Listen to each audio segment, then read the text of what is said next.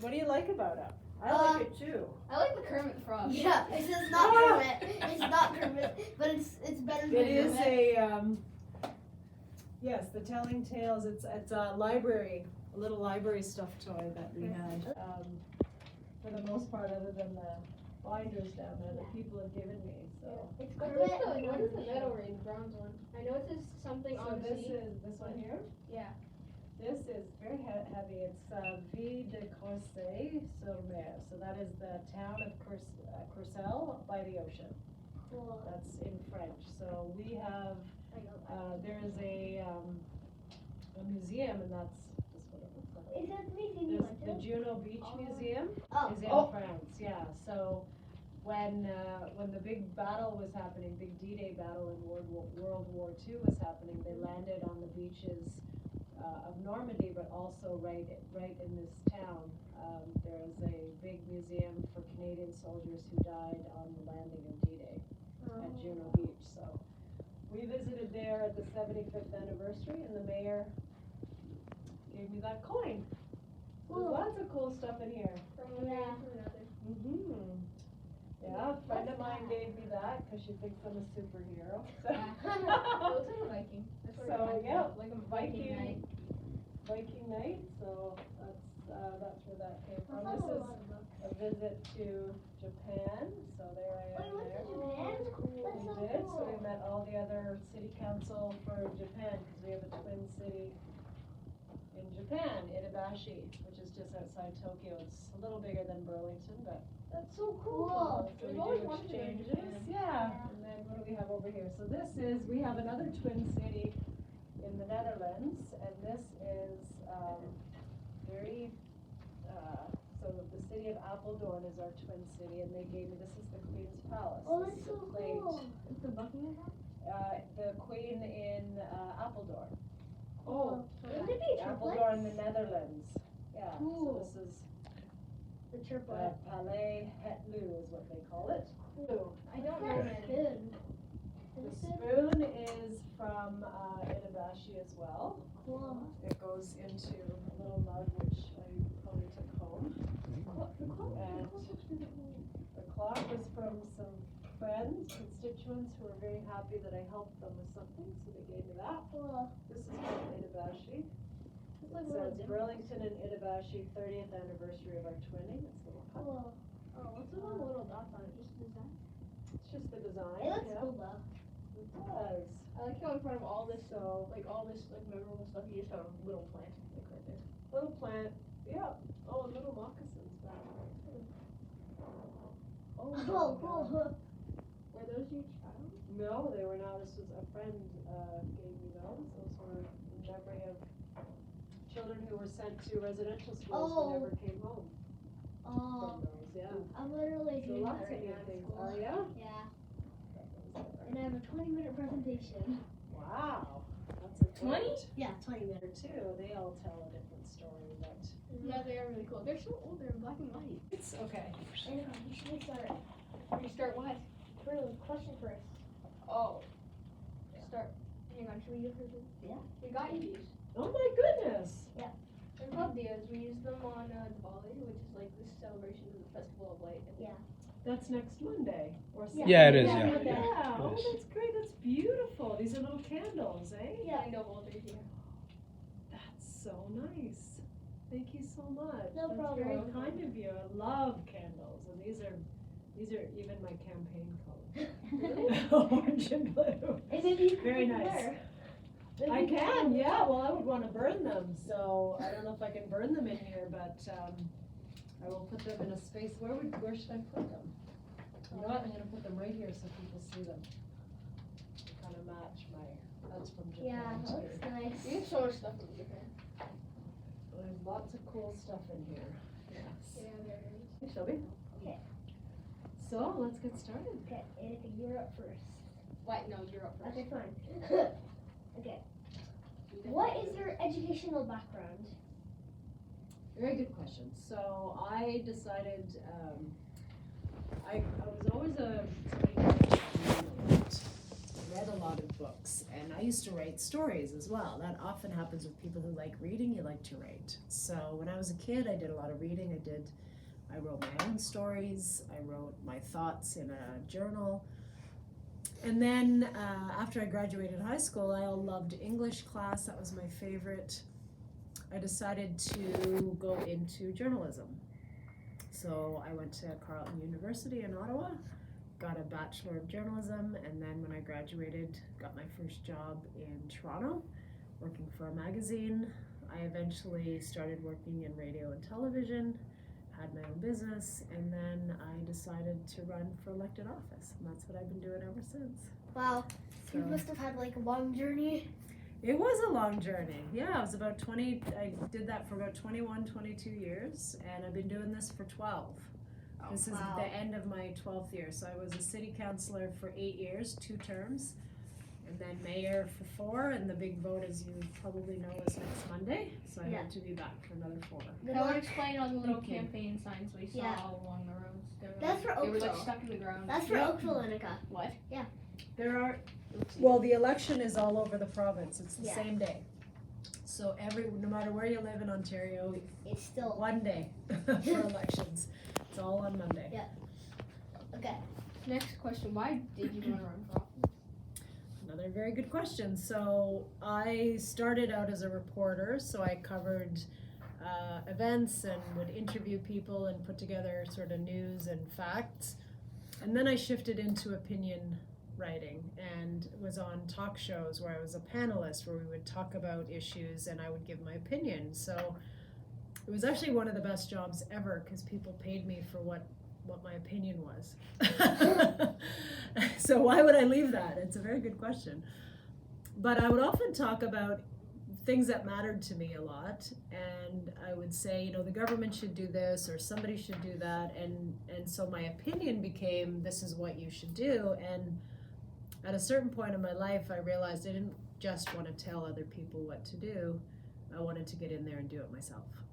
So unless you run for office and then you have the power to vote and bring forward bylaws in our case or advocate for what you believe in, you're just sort of giving your opinion. And Yeah. that's a very important role, don't get me wrong, but for me, I really wanted to get involved and be part of the change.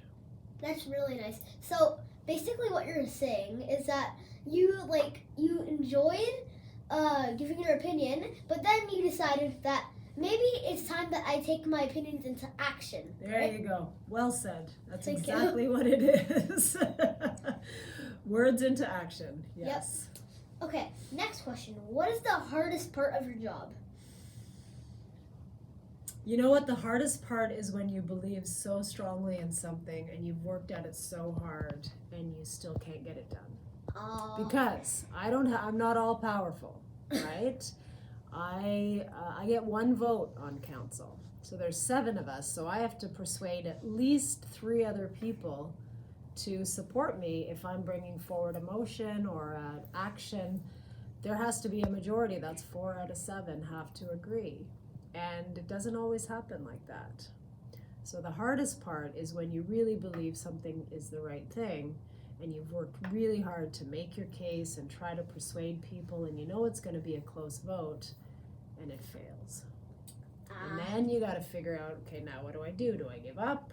Do I stop? Do I try again? When do I try again? Do you try to change it up a little so you can get it through? And I've done all of those things. Not stop. I don't usually stop. But I've tried different ways, or you try to compromise. And compromise can be a good thing. It can be a bad thing if you end up giving up too much of what you believe in. But sometimes you have to give a little to get that final vote that's going to get you where you need to go. And sometimes you don't achieve everything in 1 vote.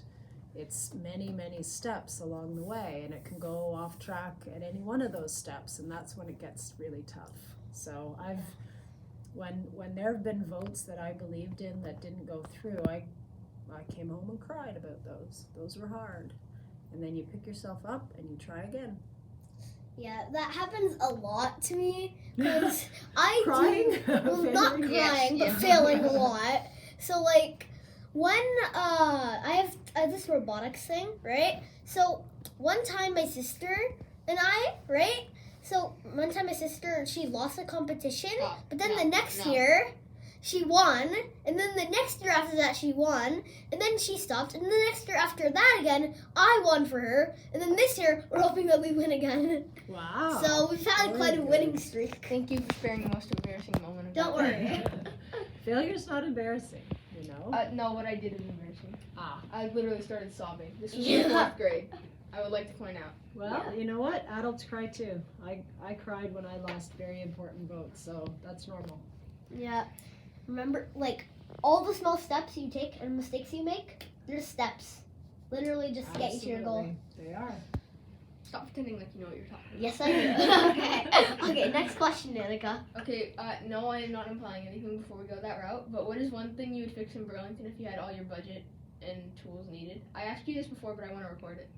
Ah, I can't remember what I said the last time. But there's something that I think a lot about now where we're trying to plan our whole city and where should high rises go and where should factories go and how many people do we want to accommodate in different parts of the city. And we have a great plan that we worked on, but there's something called an Ontario Land Tribunal. It's like a court. And one person can look at our plan and people who are opposed to it and make a different decision and overrule us. So if I could wave a wand, I would get rid of that tribunal so that they can't overrule us, so that whatever we democratically, with the 4 of us out of 7 at least, what we vote on sticks. And that's the most important thing, because the most important thing about a city is planning how you're going to, where are you going to put parks, where are you going to put community centers, where are you going to put high rises, where are you going to put single family homes. And making sure that you have a good plan for all of that and you have land set aside for all of that is really important. And so when you do this great plan and somebody else who doesn't live here, isn't elected, so isn't responsible to the community in the same way I am, when they can just throw that all out and overrule you, that doesn't seem fair to me. Doesn't seem democratic to me. So I would get rid of that. That's a very fair point. What did I say the last time you asked me? I It was think probably you about said more that- parks and community Yes, centers. exactly. That's exactly what you said. That would you be said the you would, other. should you conserve all the parks and like try and find more areas for like dog parks and normal parks, that sort of stuff. Absolutely. So we know that we need more community centers and we need more parks for our growing population. That's one of the key goals in the next term of council for me. And for example, if you've ever been to LaSalle Park and the marina down there, have you guys ever been there? In the East End, you should go visit. It's a beautiful park.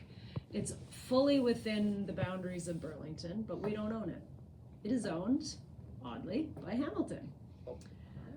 Don't know how that happened, but everything around it is Burlington. This little park is Hamilton, and we lease it from them for $1 a year. But then we cover all the costs of cutting the grass, putting in the play equipment. We run the wading pool, so we cover all those costs. So it costs us, a good $400,000 to $500,000 a year to run that. So we tried to have conversations with Hamilton Council, so the mayor, my counterpart in Hamilton, and their council, to say, look, we'd like to finally, acquire this ownership.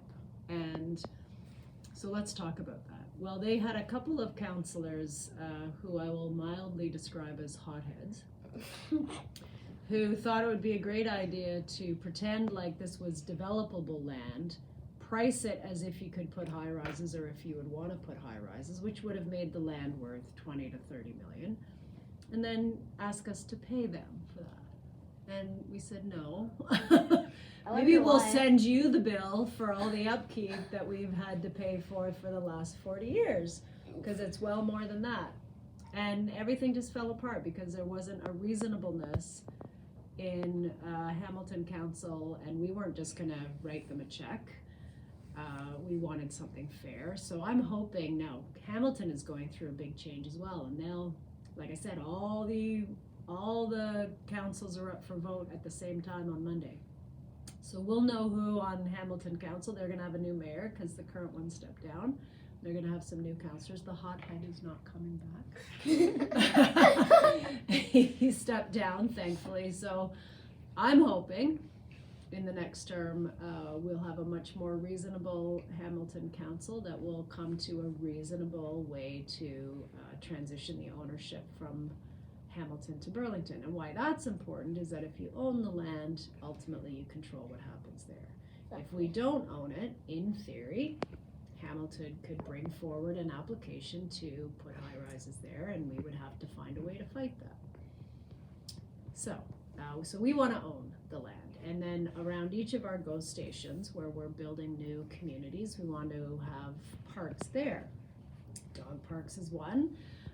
But we want parks for people, and so some of those parks might be on the top of parking garages. They might be a rooftop park where people can access, because land is much more scarce in those areas. But we also want some ground level parks as well. So these are all the things that we're trying to plan for.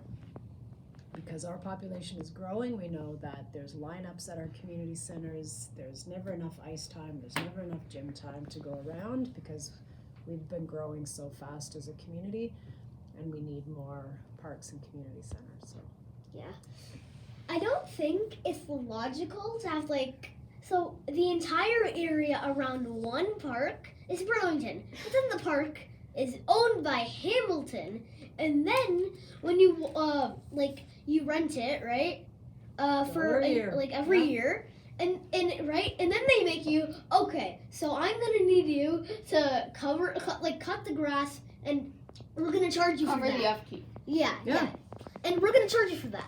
I do not think that makes sense in the slightest bit. Why? Well, that's the way it is for us. I said to Fred, you should just sell it to us for $1. Here. I'm wondering what they did. Doesn't work like that, but I wish it did. I'm wondering what they did to the zoning laws. What were they thinking? Were they just you know what? This is ours. The rest of it you can have. Well, once upon a time, Burlington ended at Maple Avenue and Guelph Line. Everything else was a different township. So Nelson Township was that way, Hamilton was that way, Flamborough. Back in the day, that whole area of Aldershot was not part of Burlington. So as parts of Burlington came together to form what we now know as the city, some of those oddities crept in, and like a park in the middle of Burlington that is owned by Hamilton. So someone beat you to the sale, basically. Someone beat you to the land sale? Well, it was never for sale. It was always owned by or under the jurisdiction of Hamilton, or whatever township owned it before Hamilton was a Hamilton city. Oh, that makes sense. And then we just never acquired it. That's right? It's just one of those things that you just never think about. We should really settle this. And so 40 years ago, so well before my time, they agreed to a 40-year lease for $1 a year, and that would buy them time to kind of sort this out, and then everybody just forgot about it. The 40-year lease is up at the end of this year. Oh. So we tried during my term of office. This was before the pandemic. A lot of things got put on hold, as you can imagine, during the pandemic. But before the pandemic, it was one of the first items that I picked up as mayor to try to settle that during my last term. And because they were just so unreasonable, we couldn't make any progress. So we weren't gonna write them a big check for land that we've been looking after for 40 years. That's fair. That's what we thought. We'll see what the next council thinks. Okay, next question. What is a typical day of being a mayor like? That's a great question, though, but the truth is there is no typical day. And that's one of the things I love about this job, is that it is absolutely different every day. Wow. So, like today, for example, I dropped in to visit with some residents at a retirement home. They're less able to get out and meet with me, so I go to them. So that was one thing I did today, but typically a lot of our work is committee meetings and council meetings where we make those decisions that I talked about. So our staff will say, look, we think you need to buy this community center, and they write a report and they tell us how much it's going to cost and give us all the information in a report, and then we have to decide. They can only make recommendations. So we have committee meetings once a month, and we have council meetings once a month. So everything goes to a committee meeting first, and then we kind of discuss it and debate it, and then we say we think this is where we want to go. and we recommend it to ourselves, really, because everybody is the same on committee and council. We recommend that we take a certain course of action at council, and then when we finally vote at council, then it's a done deal. But some of these things, like recently we agreed to buy Robert Bateman High School, which was closed 4 years ago by the Halton District School Board. They eventually put it up for sale. If we hadn't bought it, a developer could have bought it and just developed it with high rises. But we wanted to protect that community center. There's a pool there, double gyms, there's a park out back. So we gotta hang on to what we have, as well as build more. So we bought the building from them. The final details are still being worked out, but we agreed as a council unanimously to buy this. And then we start doing some renovations and figuring out what's gonna go in there. So that's a lot of what we do, and before we get to a decision point, I do a lot of meetings with the community. I meet with our staff to say, tell me about this recommendation, and have you thought about this, or have you thought about that? Get all my questions answered so I can go into those meetings feeling like I know enough to make a good decision. You can never know everything, so you gotta figure out what are the things I really need to know in order to make a good choice. And if I know those things and if I've had those questions answered, then I can feel comfortable voting on them. So that's a lot, and then I do a lot of community events. I go to a lot of community events. We do a lot of flag raisings outside. And those are very important ceremonial occasions because we can highlight charitable work or other organizations that are helping people in the community and bring awareness to them so that other people can support them. So that's a huge part. Just being a cheerleader for the community is a huge part of what I do. It's kind of like that, let's say there's like a glass jar and you have like a bunch of paper slips with like a bunch of random days in them, and then you just close your eyes and draw a random one and you're like... I know what it's like. Yeah. That is what it's like. Every day is different. So whenever I go to, like if I have to book the dentist, they'll say to me, what days are good for you? And I say there is no predictability. So it's not like every Friday I'm off, or no, it's pick a day on a calendar and I'll tell you if I can fit that in. It's different every day, which for me is fun. I like the variety.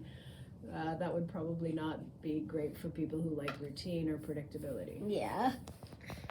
Okay. And next question. So you ran thrice for office. Mm-hmm. How did you continue to run even after you kept losing? Well, that's a really good question. So I ran in 2006 for city councilor when I lived in the west end of Burlington in Ward 1. That was my first election, had no idea what I was doing, didn't know how to run a campaign. I eventually started talking to good friends and getting some advice, but I would say that was a little late to be getting advice about a campaign when you're in the middle of it. But what I learned about that campaign is I loved knocking on doors. It's called canvassing. So you go up to people's door, you introduce yourself, you tell them why you're running, you start a conversation, and hopefully once you have that conversation and you figure out that what you're about is what they want, then you ask for their vote. And that's how you do it, door after door. And the very first election, I believe I knocked on about, I'm going to say 16,000 doors. What? And I know that because I kept running out of literature. You always bring a brochure with you to hand out at the door, and I kept running out. And that's how we knew how many doors I'd actually been at, is we'd print a couple thousand and I'd go through those, and we'd print a few thousand more and I'd go through those. So those were great conversations. And so at the end of that campaign, even though I lost, I did very, very well. I had higher vote numbers than some of the incumbents that were in other wards that won, but we have a system called first past the post here, so I was only competing with one other person, and if he beat me, I'm out. Oh. Even though I had, at that time, about 3,300 votes, and the other 6 wards, some of the people who won with 1,000 votes, 2,000 votes, maybe 3,000 votes. So if the system had been the top vote getter, the top 6 vote getters, you get to be on council, I would have been number 2. Oh, that's really cool. That's not how the system works though. So I lost, so I didn't get a job. Sad. So, but I said to myself, did I like that experience? Do I still think I have something to offer? Do I want to do this again? And for me, the answer was yes, because I love the conversations. I learned so much more about the city, and I did realize where the gaps were. With the councilor at that time, with the council, with some of the decisions, and it just actually made me even more committed to running again. But I didn't waste time in the 4 years, so I didn't disappear and cry in my room for 4 years. I started a newsletter and a website using my journalism background to let people know what was happening at City Hall. So I started something called A Better Burlington, which I still run every month. I send people my newsletter. Started with about 1,000 names in 2006. It's now over 15,000 people. Every month they hear from me. Every month I tell them what's going on at City Hall, how I voted, so that they can keep in touch. I have a website which I've kept up since 2006 when I lost. So all of that work didn't go to waste. And I stayed in touch. I came to City Hall, I attended meetings, I spoke to the council, I delegated on issues, I got involved in issues, advocated. I told people, if I was your council, this is how I would do it, and started building a following. So then and then in the middle there was a provincial election. So I ran for the provincial election the next year, 2007. And that was I also lost that one.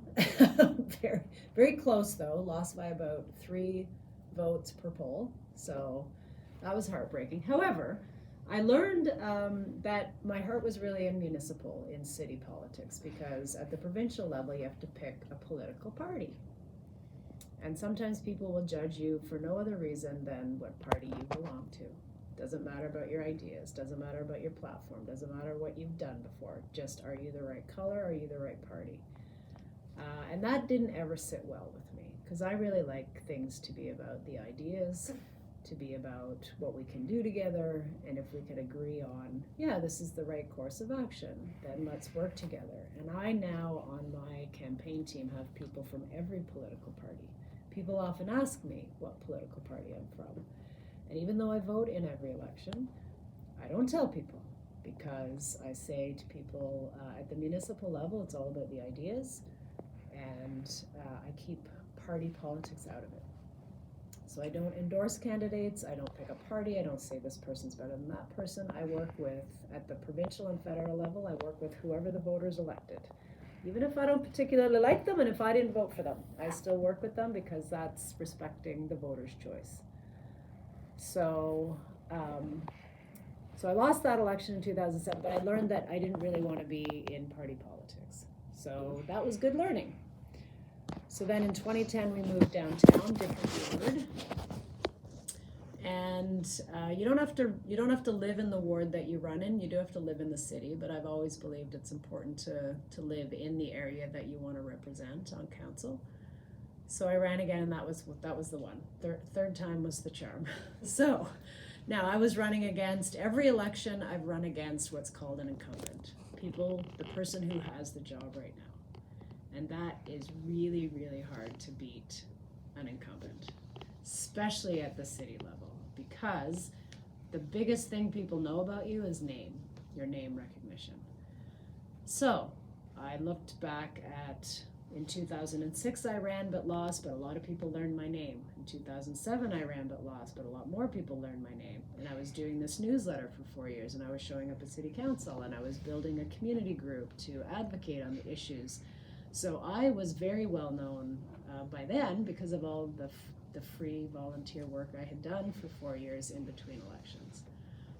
So I was running against an incumbent again in that election, and he was running, and there were 2 other challengers, somebody who had run previously, was well known in the community, and a new person. And I won that election, but I didn't just win it. I won it by 60+% of the vote. against an incumbent and 3 other people. So, very convincing result. And that is what 4 years of work and not giving up after losing the first 2 times, that's what that did. Gotta respect that. So, I think though that if you got it the first try, would you be as satisfied if you got like your 3rd try? Because like for the first time, you're like, okay, but did you really learn anything? No. Second time, you learned more from the first experience, but you didn't get it. But you're using that knowledge that you got from the second time and the first time. Then now you have your 3rd time. Now you know everything you need to do, right? Yep. And that helps you, obviously. And then you got 60% of the votes. And you're running against an incumbent and 3 other people. So you gotta respect that. It was nothing goes to waste, and that's my message. Well, you heard it when I went to the cadets and when I go to schools. My message is that there's no shame in failure, and in fact, failure is an opportunity to learn. And sometimes you learn that it's not what you want to do. Most people who run for election once and lose never run again because they realize this really isn't for me. And it's good to know that before you actually have to do the job for 4 years. So they don't run again. But one of my colleagues actually did run again. He beat an incumbent, also not easy to do, by 39 votes. Oh, that's a close one. And I believe that he won, even though it was a very close race, because he stayed active for those 4 years, because he came back. He wasn't kind of one and done on the election, and he loves what he does as well, which is good. So he knew what he was in for, and he still came back. So not giving up and seeing every opportunity where you didn't reach your goal. I don't like to even call it failure because that comes with such a negative connotation. It really is about, okay, you didn't get your goal this time, but what did you get along the way, right? So I wasn't elected, which was my ultimate goal, but I met a lot of people, I learned about campaigning, I learned about the city, and I learned it was for me. All of that was mine to keep. Also, if you didn't run for mayor, think about what you'd be doing now. Like, what would you be doing now? Like, what would your job be? But just because of that one decision you made to be like, okay, it's time for to show my opinion to everyone and take things into matter, right? Yep. And now you're the mayor. Now, in the mayor, if I had quit after the first election or even the second election, I wouldn't be the mayor. Yep. And one of the easiest elections was 2014 because I was the incumbent. But I still had at least three, if not 4 other challengers, including some very strong challengers, but I won by, I think, 70% of the vote that time. Nice.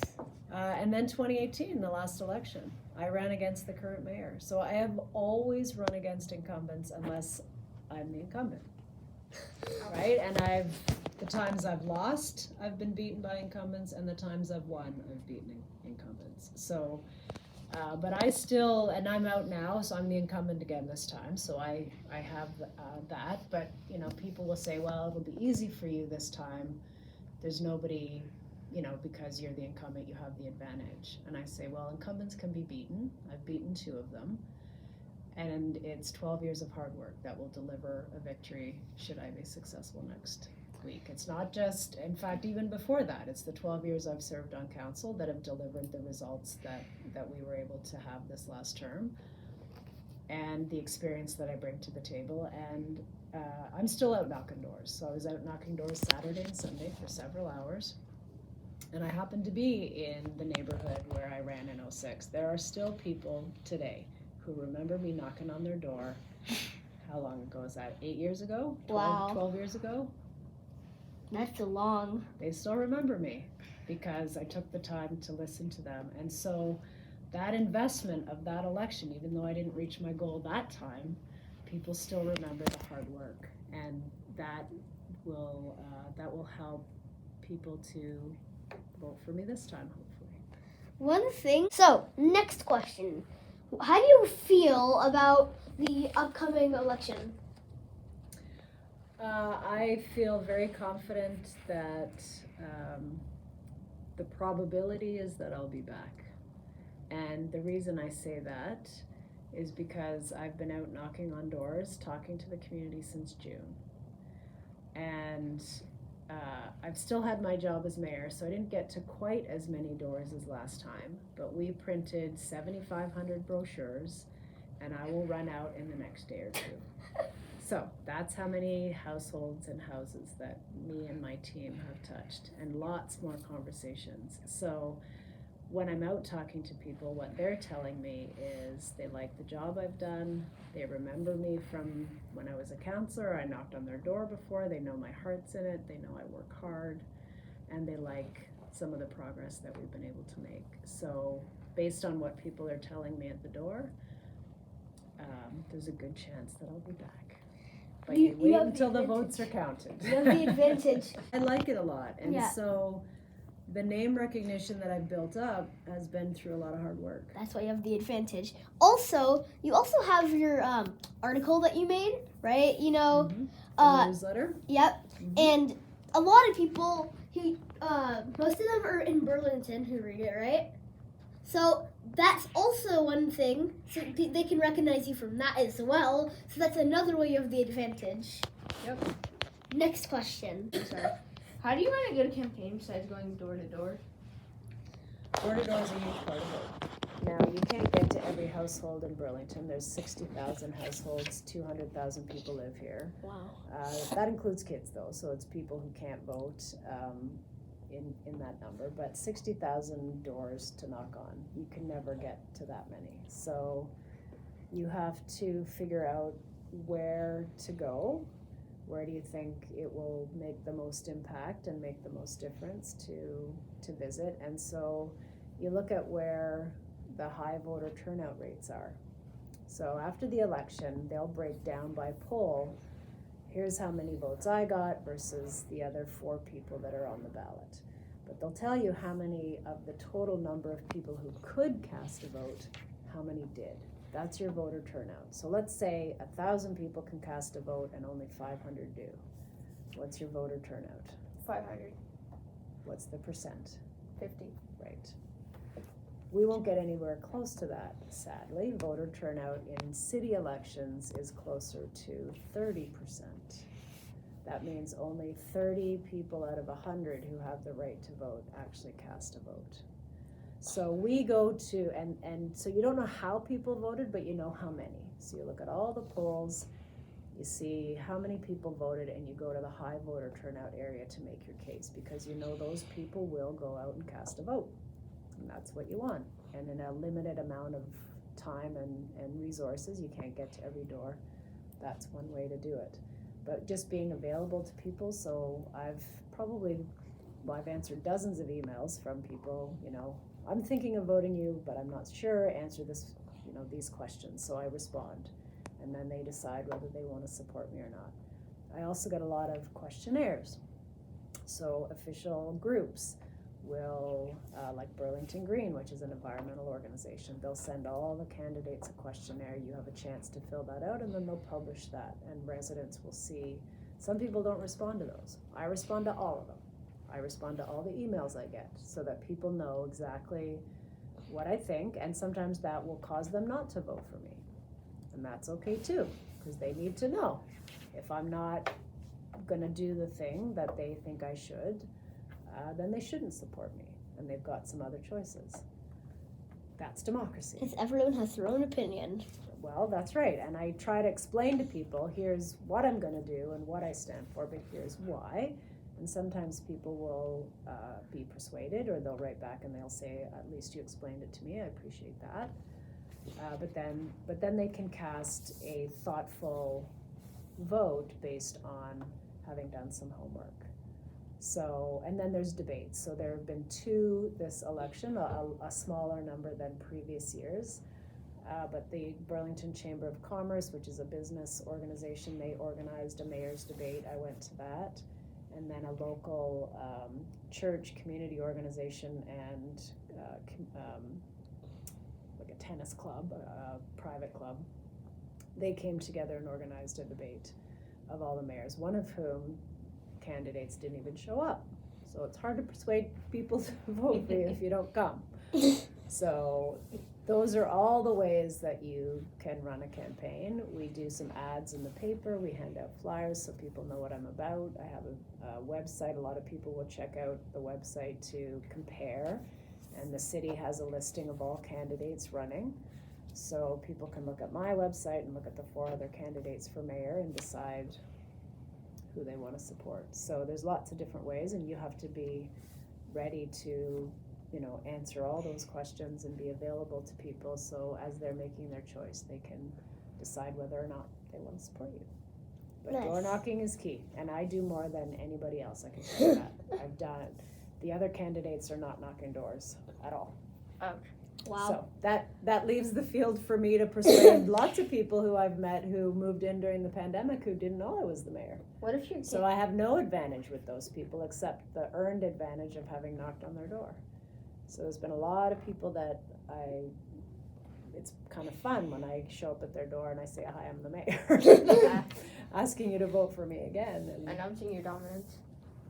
well, it's my title. It's my title, and they think it's pretty fun that I'm there, and then we have a good conversation. But I have no advantage as the incumbent with those folks except what I earned this election, and that's just hard work and time. Finally, time for the next question. I'm sorry, it's not over yet. Okay, how do you feel about the current state of Burlington? We are the best city to live in the country. Oh. And yeah, we're a great city with great people. People look out for each other. People are friendly. Even though we're a big city, we're almost 200,000 people. People still look out for their neighbors. Still, I know the shopkeepers here. I live just around the corner, so it's still a place that has that small town feel where people know your name. However, we can't take a thing for granted, and Burlington is growing, and we need to manage that growth, and we need to make sure community centers and parks and amenities keep up with that growth. We know that housing is becoming more expensive, so we have a housing plan. We know that climate change is real, and that we need to look at ways to reduce our impact on climate, so we have a climate plan. We need to give people options for how to get around the city, so that don't always require a car, especially if you're not old enough to drive or you don't like to drive. So we gave transit free to students under 12. One of the things I was working on before the pandemic hit and the schools were closed was free transit for high school students. So that is something I'll be looking at in the next term of council to see if we can pick up those discussions with the Halton Catholic and the Halton District School Board. So those are all the things that I want to work on in the next term of council. What happens if your competitors see this video and are like, let's copy all her secrets, write that down. What do you do then? Well, one of the candidates, if you look at their website, is almost exactly my campaign. However, here's the difference. I have 12 years of credibility as a counselor where I've actually been working on those things and achieving successes. So I have a track record. It's not just words, it's actions. And I know how we can put our mind to all of the things that I talk about on my platform for the next term. So you can copy somebody, but if you don't have the track record, if you don't have the experience, and if you don't know how to answer the question of how you do it, unless you check my website, then you're going to be at a disadvantage. So people don't just look at what somebody says they're going to do or what they believe, and they look at what they've actually done. And nobody has my track record. Nice. Okay, my turn, because you just went with that question. So, what is one achievement you are most proud of? There are many, but recently I'm really proud that the council bought the Robert Bateman High School. Oh. So that was, there were some difficult moments there. There was it looked touch and go for a while. It was a big decision. It's a lot of money. Even if we have the ability to pay, which we do, it's still not a decision you take lightly. And it took a good, I would say, 2 years of discussion and a good solid year of negotiating to land that deal. And we have Brock University moving in there. That took a lot of discussion. I met many times with the Brock University president and their board to persuade them to come to Burlington, and they did. The Halton District School Board is keeping some of their adult education there. We get the pool, of course, and the gyms. There's an Appleby Library that is bursting at the seams. It's too small for a growing community, so they're gonna move in there. We have a business organization that supports tech companies that are just starting up. That's called Tech Place. They want to move in there.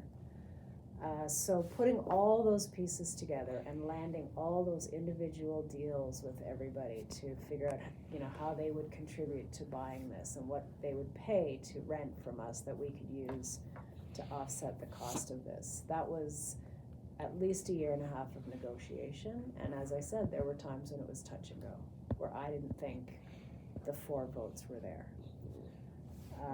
In the end, the vote to finally purchase it once all the negotiations were taking place with all the other parties and that deal was presented to council, the vote was unanimous. Nice. Which was nice, but that was, I sweated that a lot. So, and the half of the building is still empty. So even with all of those other users, which will help pay for the purchase and the upkeep of that building, we still have space left over. So next term of council, we can go back out to the community and ask them, what do you want to do with this space? And fill it with more good things. So that's a very exciting opportunity that is spread over 2 terms, right? And in government, often you have to be patient and you have to recognize that you don't get from 0 to 100 in one vote. It takes a lot of steps, a lot of negotiation, a lot of different things along the way to get from A to B.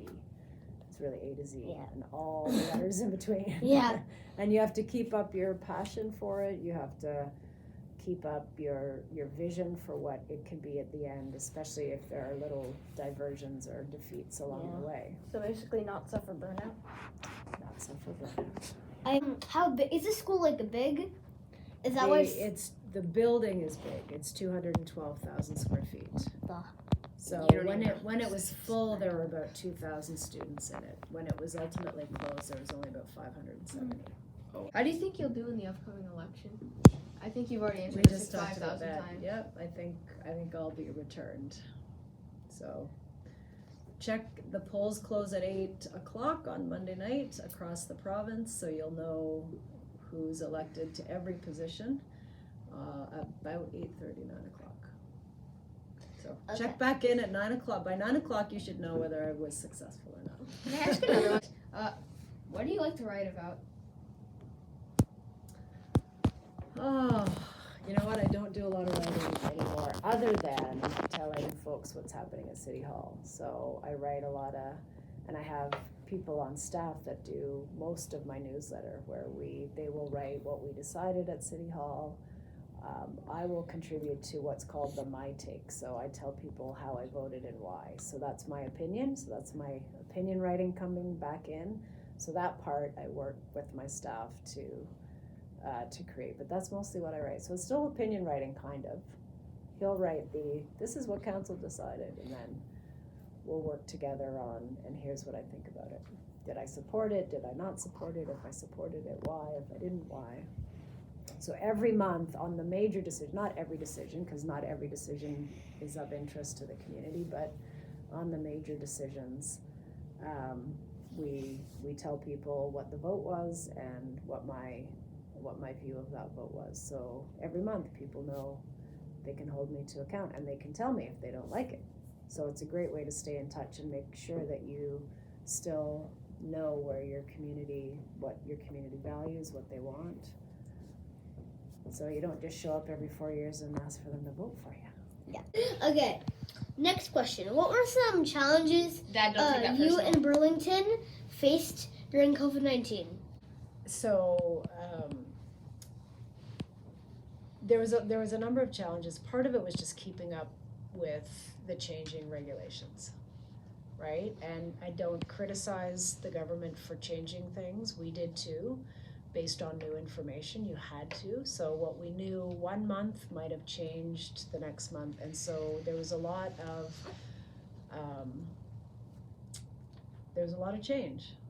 And so we needed to communicate to the public, okay, we thought that was safe and now it isn't, or we thought that wasn't safe but now it is, and here's how to keep you safe. Nope, that's changed too, as we were learning about this, because we'd never dealt with this before. And so it was very chaotic for people. Things were open, things were closed, the rules sometimes were very confusing about what could be open and what couldn't be opened, and people would advocate or ask us to go to the province, because ultimately most of those decisions we didn't make, we just had to communicate to the public. They would say, well, you have to go ask the province to make this change or make that change. And so we would have to decide, is this something we want to take on?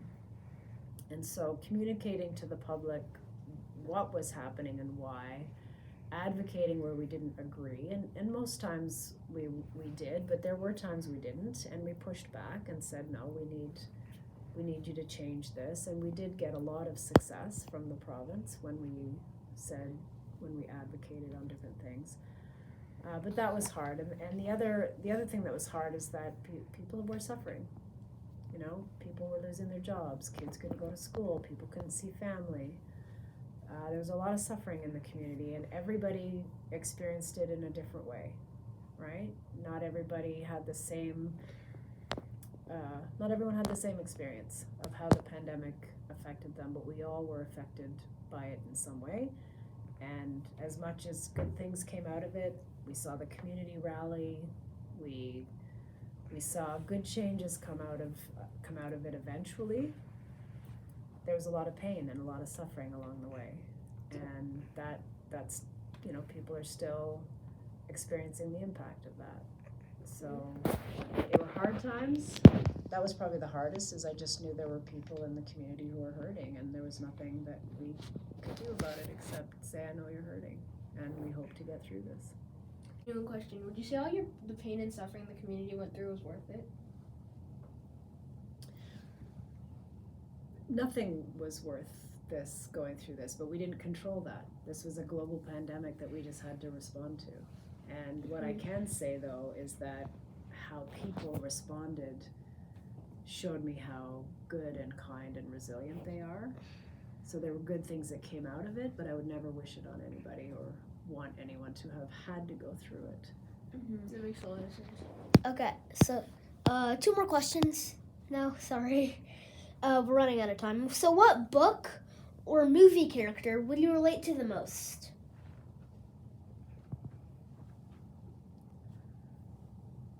So I read a book a long time ago called A Prayer for Owen Meany.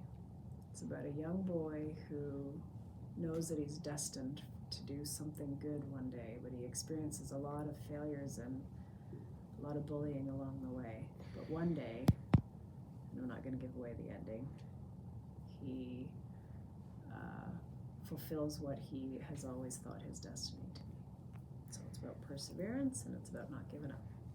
Nice. It's a cool book. Okay, that is all. Thank you. I appreciate the questions. They were very, very good. Thank you. Sorry there were so many. Oh, that's okay. These were really good. I'm glad you got it a recording, so you've got a record of it. And Thank yeah, you. So it was very interesting. I always like to spend time with young people and Thank you. Thank you for having us. Yeah, well, thank you.